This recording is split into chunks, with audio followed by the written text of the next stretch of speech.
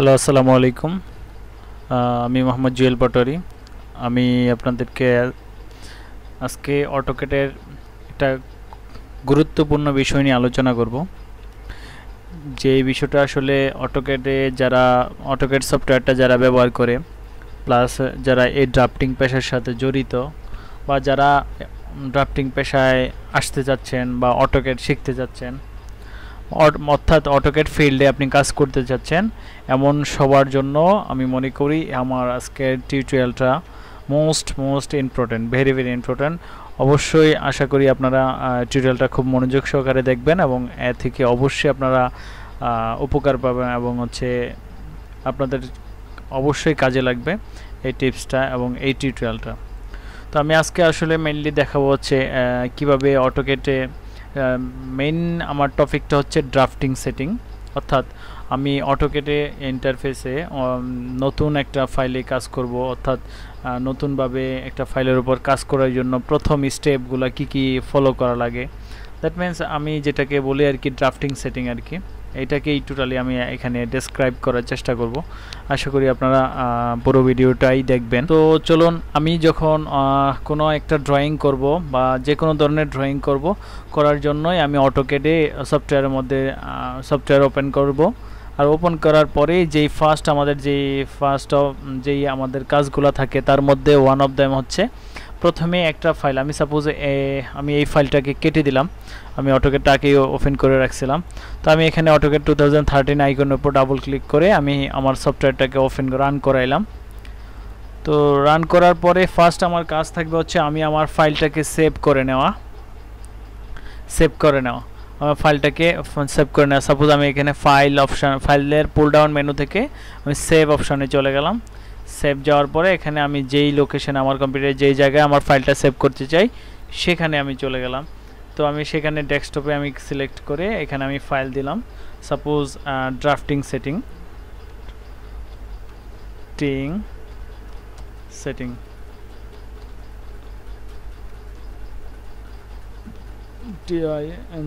Drafting setting. Okay, আপনি আপনার ফাইলের আপনার সুবিধা মতো নাম দিবেন যাতে আপনি ইজিলি আপনার ফাইলটাকে খুঁজে পান এবং অর্থাৎ আপনি যে প্রজেক্টটা যেই কাজটা করতে যাচ্ছেন এই কাজের সাথে রিলেশন রেখে অবশ্যই টাইটেলটা দেওয়া চাই। তো আমি এখানে ফাইলটার নাম দিলাম ড্রাফটিং সেটিং, ওকে সেভ দিলাম। তো আমার ফার্স্ট অফ অল আমার যে কাজটা থাকলো আমার অটোক্যাড সফটওয়্যারটাকে রান করার পরে আমি অবশ্যই আমার ফাইলটাকে সেভ দিয়ে নিলাম। তো তারপর যে দ্বিতীয় কাজটা থাকবে, দ্বিতীয় কাজটা মোস্ট ইম্পর্ট্যান্ট, কেননা সেটা হচ্ছে অটো সেভটাকে আমি শিওর করে নেওয়া।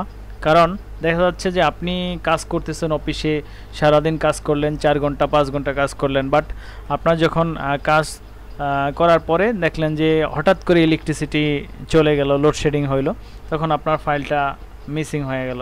অর্থাৎ আপনার দেখা গেল আধা ঘন্টা বা 1 ঘন্টা কাজ সেভ হয় নাই, আপনি সেভ কমান্ড দিতে ভুলে গেছেন।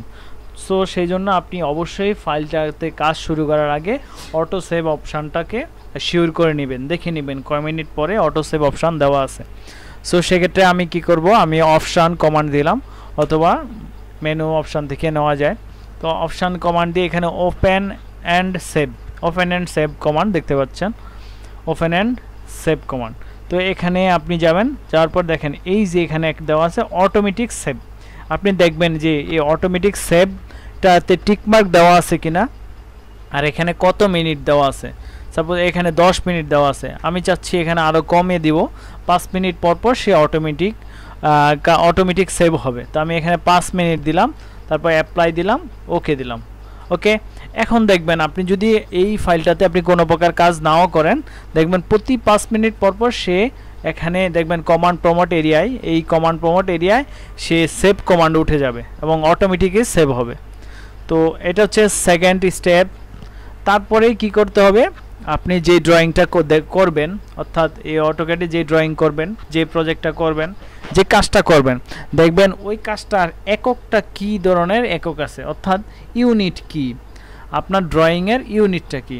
সো আপনি যখন ওই ড্রয়িংয়ের তারপরে আপনি আপনার ড্রয়িং অনুযায়ী ড্রয়িংয়ের যে ইউনিট দেওয়া থাকবে, অর্থাৎ সাপোজ দেখা যায় MKS পদ্ধতি বা FPS পদ্ধতি, বা সিজিএস পদ্ধতি আপনার ড্রয়িংয়ে ইউনিট দেওয়া আছে। তো আপনি যেই ড্রয়িংটা যে ইউনিটে করতে যাচ্ছেন সেই ইউনিটটা নিজে নিজে ঠিক করবেন। করার পরে আপনার যে ড্রয়িং ফাইলটা, অটোক্যাডের যে ফাইলটা, এখানে ইউনিট সেট করবেন, একক সেট করবেন। এটা হচ্ছে আমার তৃতীয় স্টেপের কাজ। অবশ্যই এই স্টেপগুলো ফলো করা চাই সবার, আপনার কাজের পারফরমেন্স ভালো হওয়ার জন্য, আপনার ফাইলটাকে সেভ রাখার জন্য, আপনার কাজটাকে কাজের মধ্যে একুরেসি আনার জন্য, ঠিক আছে, যথোপযুক্তভাবে কাজটা সম্পূর্ণ করার জন্য। তো আমি সেজন্য ইউনিট কমান্ড দিলাম, ইউএনআইটিএস, ইউনিটস লিখে এন্টার দিলাম। আমাকে ড্রয়িং ইউনিটস নামে একটা ডায়লগ বক্স চলে আসছে। তো এখানে দেখুন ড্রয়িং ইউনিটস ডায়লগ বক্সে কয়েকটা অপশান আছে। এখানে হচ্ছে লেন্থ, টাইপ, কি ধরনের টাইপ চাই। আমি সাপোজ আরেকটা জিনিস আমি দেখাই, দেখেন এখানে এই যে ড্রয়িং, এই যে ওয়ার্কিং স্পেস অর্থাৎ অটোক্যাড ইন্টারফেসের এই কর্নার বরাবর কিছু ডাইমেনশন দেখা যাচ্ছে। এটা হচ্ছে আমি আমার মাউসের পয়েন্টারটা কোঅর্ডিনেট সাপেক্ষে কোথায় আছে সেটা দেখাচ্ছে। তো দেখেন এখানে কোনো ইঞ্চি বা কোনো প্রকার একক দেখায় না, প্রদর্শন করতেছে না এখানে। তো সেক্ষেত্রে আমি কারণ হচ্ছে আমি আমার এই ফাইলে কোনো একক সেট করি নাই, তাকে কোনো প্রকার একক নির্দেশ করে দেই নেই আমি। এখন সেজন্য ইউনিট কমান্ড দিয়ে আমার ড্রয়িং ফাইলের একক সেট করে নিব। তো আমি ইউনিটস কমান্ড দিলাম, তারপর ড্রয়িং ইউনিটস। এখান থেকে আমি দেখেন লেন্থ টাইপ দেওয়া আছে, এখানে দেওয়া আছে ডেসিমাল ইউনিটটা মূলত দেওয়া আছে বলতে এখানে অনেকগুলো টাইপ আছে, architectural, decimal, engineering, fractional, scientific. যে আমরা বলতেছিলাম ডেসিমাল ইউনিট, এখানে টাইপটা যদি আমরা ডেসিমাল দেই, এবং আমি প্রিসিশনটা একটু পরে আলোচনা করতেছি। টাইপটা আমি ডেসিমাল দিলে এখানে আমি যদি ইঞ্চি দেওয়া থাকে, শুধু ইঞ্চি এককে সে এই ড্রয়িংগুলো হবে, এবং সে এটাকে মিন করবে শুধু ইঞ্চি থাকবে, 5 ইঞ্চি 500 ইঞ্চি এমনভাবে মিন করবে। এখানে যদি মিলিমিটার দেই, সে মিলিমিটার আকারে আমার এই ফাইলের কাজগুলো হবে, অবজেক্টগুলো মিলিমিটার আকারে হবে। আবার এখান থেকে ডেসিমাল দেওয়ার পরে আপনি যে কোনো একটা স্পেসিফিক একক নিয়ে নিতে পারেন, মিলিমিটার, মাইলস, কিলোমিটার, এক্সেট্রা। আপনি আপনার প্রয়োজন অনুযায়ী আপনি নিয়ে নিতে পারেন। তাও আমরা এখানে অনেকগুলো ক্যাটাগরি আছে, এটা গেল ডেসিমাল। তারপর হচ্ছে আর্কিটেকচারাল হচ্ছে, দেখেন এখানে আর্কিটেকচারাল দেওয়া আছে 1/2, অর্থাৎ আর্কিটেকচার ক্ষেত্রে অটোক্যাড আমরা যেরকম 1.2 ইঞ্চি বা 1 ফিট 2 ইঞ্চি বা 1 ফিট 1.5 ইঞ্চি বা 1.5 ইঞ্চি, এটাকে তারা 1/2 আকারে প্রকাশ করে। এটা হচ্ছে আর্কিটেকচার। আপনি চাইলে আপনার এখান থেকে আর্কিটেকচারও ব্যবহার করতে পারেন। যখন আর্কিটেকচারাল পরিমাপ ব্যবহার করবেন তখন এখানে আর্কিটেকচার সিলেক্ট করবেন, তারপর এখানে অবশ্যই ইঞ্চি থাকবে, অর্থাৎ যেই এককটা ব্যবহার করেন তার ক্ষুদ্রতম এককটা এখানে থাকবে, ঠিক আছে। তো আপনি এখানে আর প্রিসিশন হচ্ছে দশমিকের পরের ঘরের সংখ্যা, আপনার কত ঘর থাকবে। আমি এখানে শুধু ইঞ্চি এবং ফিট অ্যান্ড ইঞ্চি নিলাম। দেখেন এই 0 ফিট 0 ইঞ্চি, আর বেশি নিলাম না। এই যে এখানেও একটা স্যাম্পল আউটপুট দেখাইছে। তারপর আমরা এখানে তারপর আছে হচ্ছে ইঞ্জিনিয়ারিংও ফিট ইঞ্চিতে প্রদর্শিত হবে, তবে এখানে 1/, আকারে আসবে না। আর্কিটেকচার এরকম 1/, বা 1/18, 1/4 এই আকারে আসছে, 1/2 এরকমভাবে আসে, কিন্তু ইঞ্জিনিয়ারিং ফ্র্যাকশন আকারে আসবে। সাপোজ যেমন 1 ফিট 3.6 ইঞ্চি এইভাবে আসবে। যেমন তো ইঞ্জিনিয়ারিং এখানে দিলেন, টাইপটা ইঞ্জিনিয়ারিং, এবং প্রিসিশন দিতে আপনি আপনার ইচ্ছা অনুযায়ী নিতে পারেন। অর্থাৎ আপনি আপনার যে ড্রয়িংটা করতেছেন এটার সূক্ষ্মতার উপর নির্ভর করে, এটা কেমন ড্রয়িংয়ের অবজেক্ট।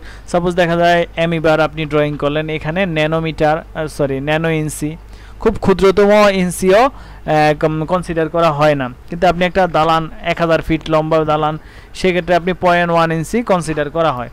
তো এটা আপনি আপনার অবজেক্ট, আপনার প্রজেক্ট, আপনার কাজের উপর ডিপেন্ড করে আপনি প্রিসিশনটা কী নেবেন। আমি এখানে ফিট ইঞ্চি নিলাম। তারপরে এখানে এইটা ফিট ইঞ্চি নিয়ে আপনি কাজ করলে আপনার সব মানে অটোক্যাড পেজের সব ড্রয়িংগুলো ফিট ইঞ্চিতে হবে। তারপরে আছে হচ্ছে ফ্র্যাকশনাল আসলে কোনো একক না, ক্ষুদ্র মান, ছোট আকারের মান। তারপরে আছে হলো সায়েন্টিফিকের হচ্ছে সায়েন্টিফিক ভ্যালু। যেমন সাপোজ আমি পৃথিবী থেকে সূর্যের দূরত্ব সূর্য তো এরকম বৃহৎ আকারের ডিস্টেন্সগুলোর জন্য বা চাঁদের দূরত্ব এরকম বৃহৎ ডিস্টেন্সের জন্য আমরা সায়েন্টিফিক ডাইমেনশন বা ইউনিট ব্যবহার করে থাকব। তো আমি আমার এই পেজের এখানে আমরা যেহেতু আমরা বাংলাদেশের রেসপেক্টে ফিট ইঞ্চিটা খুব বেশি ব্যবহার করে থাকি, তো সেই জন্য আমরা ইঞ্জিনিয়ারিংটা দিলাম, প্রিসিশন ইঞ্জিনিয়ারিং প্রিসিশন দিলাম যে ফিট অ্যান্ড ইঞ্চি, আর হচ্ছে লেন্থ টাইপ দিলাম হচ্ছে ইঞ্জিনিয়ারিং, আর এখানে ইঞ্চি থাকলো। ঠিক আছে, যেহেতু ফিট ইঞ্চির ক্ষুদ্রতম একক হচ্ছে ইঞ্চি, যার কারণে আপনি যদি এখানে ইঞ্চি থাকে তাইলে কি হবে, সুবিধা হবে সেটা হচ্ছে আপনি ড্রয়িংয়ে যখন ইঞ্চি আউটপুট দিবেন, সরি ইনপুট দিবেন, যেমন মনে করেন 11 ইঞ্চি দিলে সে 11 ইঞ্চি বুঝবে, যখন 11 ইঞ্চির পরিবর্তে 12 ইঞ্চি দিবেন সে 1 ফিট বুঝে নেবে। কিন্তু যখন ফিট এখানে ফিট সিলেক্ট করে দিবেন তখন কিন্তু সেটা হবে না। যখন ফিট সিলেক্ট করে দিবেন তখন সে আপনি 11 দিলে সে 11 ফিট বুঝবে, ইঞ্চি বুঝবে না। সো যে কোনো এককের ক্ষুদ্রতম ভ্যালুটাই এখানে থাকবে। তারপরে আর বাকিগুলা বাই ডিফল্ট থাকবে। এখানে হচ্ছে অ্যাঙ্গেল টাইপ দেওয়া আছে, অ্যাঙ্গেল টাইপটা হচ্ছে ডেসিমাল ডিগ্রি, শুধু যেমন 45 ডিগ্রি এরকম আকারে থাকবে। আরেকটা হচ্ছে ডিগ্রি, মিনিট, সেকেন্ড, এটাও দিতে পারেন, গ্রেডস দিতে পারেন, রেডিয়ান দিতে পারেন। আমরা নর্মালি ডেসিমাল ডিগ্রি ব্যবহার করে থাকি। এখন যার যার কাজের রেসপেক্টে সে এখান থেকে এই অ্যাঙ্গেল টাইপটা ব্যবহার করতে পারে। সো আমি এখানে আমার এই পেজে এই কাজটা ড্রয়িং ইউনিটসের কাজটা হয়ে গেছে, আমি এখানে ওকে দিয়ে দিলাম। তারপরে চতুর্থ নাম্বার আমার যে কাজটা হবে সেটা হচ্ছে dimension limit setup. Limit setup আমার এই অটোক্যাডের পেজকে অসীম করে দেওয়া হয়েছে, আনলিমিটেড, ইনফিনিটিভ করে দেওয়া হয়েছে, তার কোনো সীমা নাই, অর্থাৎ আনলিমিটেড পেজ। তার মানে হচ্ছে অটোক্যাডের যে ইন্টারফেসটা দেখতে পাচ্ছি বা ওয়ার্কিং স্পেসটা এটা হচ্ছে আনলিমিটেড। আপনি এখানে চাইলে যেমন সাপোজ পৃথিবীর ডায়ামিটার হচ্ছে 12,742 কিলোমিটার, তো এই মাপের কয়েকশো সার্কেল আপনি এই পেজের মধ্যে ড্র করা পসিবল। ঠিক আছে, তো এক্ষেত্রে দেখা যাচ্ছে যে পসিবল অসংখ্য, কোনো সমস্যা নেই, আপনি অসংখ্য সার্কেল ড্র করতে পারেন। তো সেক্ষেত্রে আমি আর আপনি যেই ধরনের ড্রয়িং করব বা যেই কাজ করব এই ড্রয়িংয়ের পরিমাপ পৃথিবীর চেয়ে বড় হবে না। আর অবশ্যই আমরা অটোক্যাড ড্রয়িংয়ে কাজ করব, স্কেল ফ্যাক্টর থাকবে 1:1, অর্থাৎ অবজেক্টের বাস্তবে যেই পরিমাপ যেই মাপ ড্রয়িংও সেম মাপ থাকবে। তো সেই ক্ষেত্রে দেখা যাচ্ছে আমাদের একটা বিল্ডিং ডিজাইন করা বা যে কোনো অবজেক্ট, বিল্ডিংয়েই আমরা ধরি বৃহৎ আকার একটু বড় সাইজের সে ড্রয়িং বা বড় ধরনের অবজেক্ট ড্র করার ক্ষেত্রে বিল্ডিংকেই আমরা বলতে পারি। তো সেক্ষেত্রে সাপোজ ধরলাম 1000 ফিট, তো 1000 ফিটের তুলনায় এই পৃথিবী কতই নগণ্য, কতই ছোট, অনেক ছোট, যার কারণে দেখা যাচ্ছে যে আমরা 1000 ফিটের একটা ড্রয়িং করব, এটা আমার এই অসীম সাগরের মাঝখানে মানে খুঁজে পাবো না। আমরা সেই জন্য মূলত লিমিট সেট আপ করে নিব, অর্থাৎ আমরা আমার এই অসীম ড্রয়িং ওয়ার্কিং স্পেস থেকে বা ড্রয়িং পেজ থেকে এখানে আমি আমার একটা বাউন্ডারি নিব, অর্থাৎ আমি একটা জায়গা নিব যে জায়গার মধ্যে আমি কাজ করব।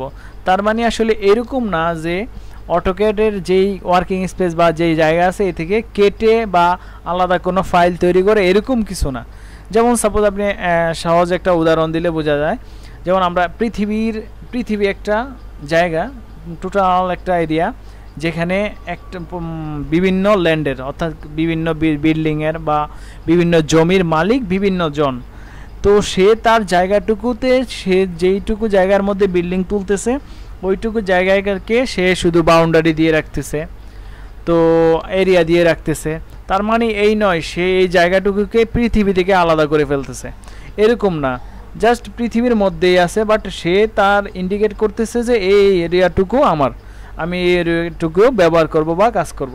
ঠিক সিমিলারলি আমরা এই অটোক্যাডের অসীম পেজ থেকে আমরা ওইটুকু জায়গা নিব যেটুকুতে আমরা আমাদের প্রয়োজনীয় কাজগুলো করব। সেজন্য আমরা লিমিটস কমান্ড দিলাম, LIMITS লিমিটস।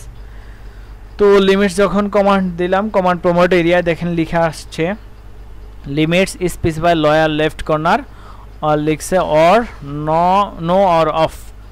সো এখানে আমরা limits specify lower left corner, এখানে যেহেতু লয়ার লেফট কর্নার মানে সবচেয়ে নিচের পয়েন্টটা কোথায় হবে, যে আমরা চাচ্ছি যে যেহেতু এই অটোক্যাডের পেজেরও একটা 00 পয়েন্ট আছে, অর্থাৎ মূলবিন্দু আছে।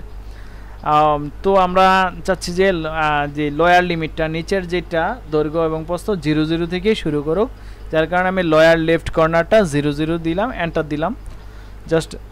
তারপরে বলতেছে লিমিটস স্পেসিফাই আপার রাইট কর্নার, উপরের পয়েন্টটা কত হবে। আমি সাপোজ 100 ফিট কমা 100 ফিট নিলাম, সরি 100 ফিট দিলাম। এখন বলতে পারেন যে এখানে কেন 100 ফিট বা 100 ফিট নেওয়া হলো। আসলে এটার কোনো আসলে মানে 100 ফিট বা 100 ফিট কেন নিলাম তার কোনো আসলে ব্যাখ্যা নেই। তবে আমি যেটা বলবো আপনাকে যে আপনি এই পরিমাপটা কিভাবে নেবেন, এইটার প্রশ্নের অ্যান্সার আছে যে আমি এই লিমিটটা কত নিব, কিভাবে নিব। সেটা হচ্ছে আপনি যেই অবজেক্টটা ড্র করবেন বা যেই ড্রয়িংটা করবেন, এই ড্রয়িংয়ের সর্বোচ্চ যে ডিস্টেন্স আছে বা সর্বোচ্চ যে লেন্থ আছে তার দ্বিগুণ বা দেড় গুণ নেবেন। কোনো ক্রমেই যেই ডিস্টেন্স আছে ম্যাক্সিমাম ডিস্টেন্সের কম নেবেন না, তাহলে কম যদি নেন কি হবে, আপনার ড্রয়িং জুম হবে না, বড় করে দেখতে পারবেন না। বেশি নেন কিন্তু সমস্যা নাই, কিন্তু অনেক বেশি নিলে আবার জুম দিলে আপনার ড্রয়িং খুঁজে পাবেন না। তখন দেখবেন যে সার্কেল আঁকছেন, সার্কেল দেখাবে ভিজুয়াল ভিউতে দেখাবে যে পলিগন, তো সেই জন্য এটাও একটা সমস্যা। সেই জন্য 1.5 থেকে 2 গুণ নেওয়া ভালো। আমি এখানে লিমিটসটা আপার রাইট কর্নার 100 ফিট কমায় 100 ফিট নিলাম, এন্টার দিলাম। ওকে, তারপরে আমি কি করব, জেড এন্টার অর্থাৎ জুম অল করব, অর্থাৎ আমি যেই লিমিটটুকু নিলাম এটাকে আমার ফ্রন্টে নিয়ে আসব, জুম অল এন্টার। তো দেখেন আমরা যখন ওই প্রথমে দেখাইছিলাম এই কর্নারের ডাইমেনশনটা অনেক বেশি, হাজার হাজার পরিমাণ দেখাচ্ছিল, এখন দেখেন 46 ফিট 48 ফিট দেখাচ্ছে। মাউসের কর্নারটা লড়াইলে ওই আমার 100 ফিটের কাছাকাছি পরিমাপগুলো দেখাইছে। দেখেন আমার মাউসের কর্নার লড়াচ্ছি আর এই কর্নারে দেখেন এই ডাইমেনশনগুলো দেখাচ্ছে। তো এইভাবে আপনি লিমিট সেটআপটা করে নেবেন।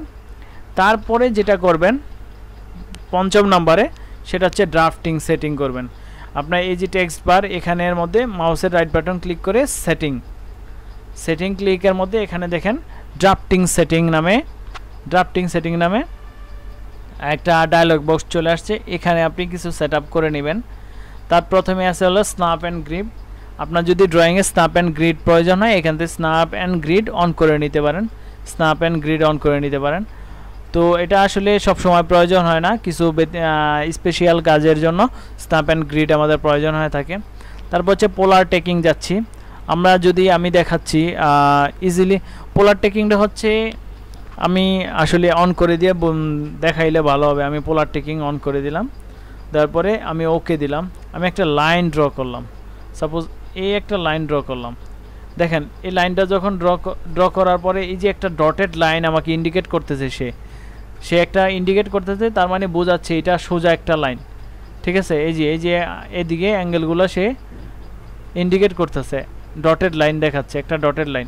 এটাই মূলত পোলার টেকিং। অথবা আমি একটা এই লাইন কমান্ডটা থেকে আমি চলে আসলাম, তারপর আবার লাইন কমান্ড দিলাম, দেওয়ার পরে এখান থেকে আমি ক্লিক করে দেখেন এই যে একটা এখানে আমি মাউসটা রাখার পরে এদিকে নিলাম, নেওয়ার পরে সে একটা ইন্ডিকেটিং লাইন দেখাচ্ছে যে এই পয়েন্টার প্যারালালি একটা লাইন, তো ডটেড লাইন, এটাকেই হচ্ছে পোলার ট্রেকিং করা। তো আমি এখানে ক্লিক করলে আমার এই লাইনটার যে স্টার্ট পয়েন্টটা এবং হচ্ছে এই লাইনটার স্টার্ট পয়েন্টটা একই লেভেলে আছে, দেখুন একই লেভেলে আছে। এটাই মূলত পোলার টেকিং। পোলার টেকিংয়ের সাহায্যে আপনি আরও কাজ করতে পারেন। সাপোজ আমার 35 ডিগ্রি অ্যাঙ্গেলে আমার লাইন ড্র করা দরকার, সেক্ষেত্রে আপনি পোলার টেকিং ব্যবহার করে আপনি 35 ডিগ্রি অ্যাঙ্গেলে কী করতে পারেন, আপনি লাইন ড্র করতে পারেন। তো সেক্ষেত্রে আমি দেখাচ্ছি কিভাবে করবেন। এখানে সেটিংস, এই পোলার টেকিংয়ে আমি অন করে দিলাম, এখন এখানে 45 ডিগ্রি অ্যাঙ্গেল দিয়ে দিলাম, এই যে এখানে অ্যাঙ্গেল দিয়ে দিলাম, পোলার সেটিং, পোলার অ্যাঙ্গেল সেটিং, ওকে দিলাম। তারপরে দেখেন একটা লাইন ড্র করলাম, দেখেন আমাকে এই হচ্ছে 0 ডিগ্রি, দেখেন মাউসের এখানে দেখাচ্ছে যে পোলার, মাউসের সাথেই দেখাচ্ছে 0 ডিগ্রি অ্যাঙ্গেল আছে। তারপরে দেখেন আমি যদি মাউসটাকে নাড়াই, সেই যে 45 ডিগ্রি অ্যাঙ্গেলে আমাকে ইন্ডিকেট করতেছে। তারপরে এই আবার 45, 90, 45-এর ডাবল, সে আমাকে প্রত্যেক 45 ডিগ্রি অ্যাঙ্গেল পর আমাকে ইন্ডিকেট করতেছে, ট্র্যাকিং করতেছে। দেখেন এইখানে ট্র্যাকিং করতেছে। আবার এদিকে আসলাম 180, আবার এখানে ওই 225, অর্থাৎ প্রতি 45 পরপর আমাকে সে ইন্ডিকেট করতেছে। অর্থাৎ আপনি ওখানে যেই অ্যাঙ্গেলটা দেবেন সেই অ্যাঙ্গেল পরপর আপনাকে ইন্ডিকেট করবে। তারপর আপনি এখানে সাপোজ আমি 45 ডিগ্রি হইলো আমার এই লাইনটা, আমি ক্লিক করলাম, এন্টার দিলাম। দেখেন এই লাইনটায়, যে লাইনটা আমরা সিলেক্ট করলাম, এই লাইনটা 45 ডিগ্রি অ্যাঙ্গেলে আছে, তার ভূমির সাথে 45 ডিগ্রি। আমরা একটা নর্মাল লাইন ড্র করি, এই যে দেখেন এই লাইনটার সাথে সে 45 ডিগ্রি অ্যাঙ্গেল করে আছে। ওকে, এই হচ্ছে পোলার ট্রেকিং, এটা আপনার প্রয়োজন হইতে পারে। তারপর হচ্ছে 3D অবজেক্ট স্ন্যাপে আমাদের পোলার সেটিংয়ের পরে, পোলার ট্রেকিংয়ের পরে হচ্ছে অবজেক্ট স্ন্যাপ। অবজেক্ট স্ন্যাপ হচ্ছে এখানে অবজেক্টকে স্ন্যাপ করা, অর্থাৎ অবজেক্টকে ধরা, কোনো অবজেক্টের in point, mid point, centre point, তারপরে ট্যানজেন্ট পয়েন্ট, এগুলাতে ধরা। সাপোজ দেখেন আমি এই জিনিসগুলোকে ক্লিয়ার করে দিই, মানে উঠাই দিলাম টিকমার, এবং এই দুইটা জিনিসকে উঠাই দিলাম। কি হয় ঘটনা, আমি চাচ্ছি যে এই পয়েন্টের শেষ পয়েন্টে একটা লাইন ড্র করা। দেখেন আমি করার চেষ্টা করছি, বা এই লাইনের শেষ পয়েন্টে আমি এই বরাবর একটা লাইন ড্র করলাম।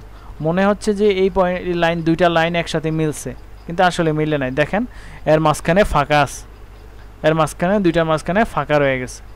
তো এরকম আপনি এইটা হচ্ছে সে, তার মানে হচ্ছে কি অটোক্যাড পেজটা তো অনেক আমাদের চোখে দেখা যাচ্ছে, ভিজুয়ালটা মানে জুমটা অনেক বেশি, আমরা এর সূক্ষ্ম পয়েন্টগুলো দেখতে পাই না। যার কারণে দেখেন এখানে সে কোনো পয়েন্ট ধরতেছে না, কোনো ইন পয়েন্টও ধরতেছে না, সেন্টার পয়েন্ট ধরতেছে না। আর যদি আমি ওখানে যাই অবজেক্ট স্ন্যাপটা অন করে দিই, অবজেক্ট স্ন্যাপ, এখানে অবজেক্ট স্ন্যাপ ট্র্যাকিং অন করে দিলাম, আর এখানে সিলেক্ট অন করে দিলাম, তারপরে আমি একটা লাইন কমান্ড নিলাম। দেখেন এখন কি ইন পয়েন্ট ধরতেছে, ইন পয়েন্ট, তারপরে এই যে মিড পয়েন্ট, তারপরে হচ্ছে আপনি এই পয়েন্ট, ইন পয়েন্ট, তারপর নিয়ারেস্ট পয়েন্ট, ঠিক আছে। তো এরকম যে কোনো পয়েন্ট ধরে আমি যদি এখন এই ইন পয়েন্টে একটা লাইন ড্র করি, এই লাইন ড্র করলাম, দেখেন এখন কিন্তু মিলে গেছে, এর মধ্যে কোনো ফাঁকা নেই।